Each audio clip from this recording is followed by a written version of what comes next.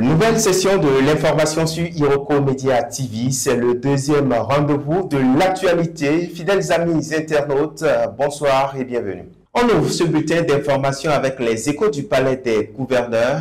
Examen du projet de loi portant règlement définitif du budget de l'État, gestion 2022 et examen du projet de loi des finances, gestion 2025. Ce sont les points qui seront à l'ordre du jour de la séance plénière prévue pour le jeudi 5 décembre 2024 au palais des gouverneurs à Porte-Novo. En effet, c'est à travers un communiqué du président de l'Assemblée nationale, Louis Baonou-Vlavonou, en date du lundi 2 décembre 2024, qu'il invite les honorables députés à prendre part à cette séance plénière. Du palais des gouverneurs, rendons-nous à présent dans le département de la Liborie, précisément à Malanville, avec cette nouvelle pas du tout gaie dans le rang des forces de défense et de sécurité.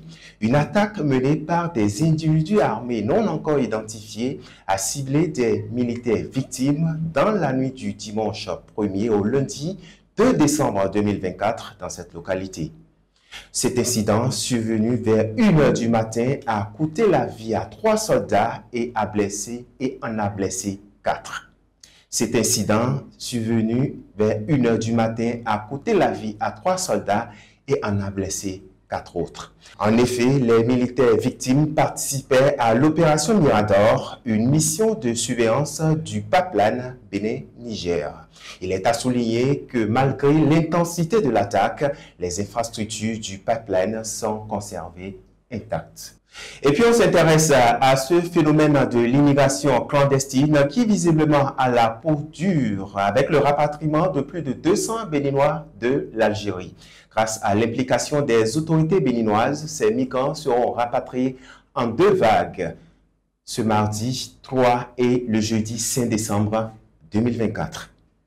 Hors des frontières béninoises, au Sénégal, El Hadj Malick Ndiaye a été élu président de l'Assemblée nationale pour le compte de la 15e mandature. Cet ancien ministre des Infrastructures et des Transports devient ainsi, à 41 ans, le plus jeune président de l'Assemblée nationale et la deuxième personnalité de l'État pour les 5 prochaines années. Et pour finir, en Corée du Sud, le président Yoon Suk-yeol a proclamé ce mardi 3 décembre 2024 la loi martiale, affirmant que cette mesure était nécessaire pour protéger le pays des forces communistes nord-coréennes. Ainsi s'achève ce bulletin d'information. Merci à vous, fidèles amis internautes, pour votre inépuisable fidélité.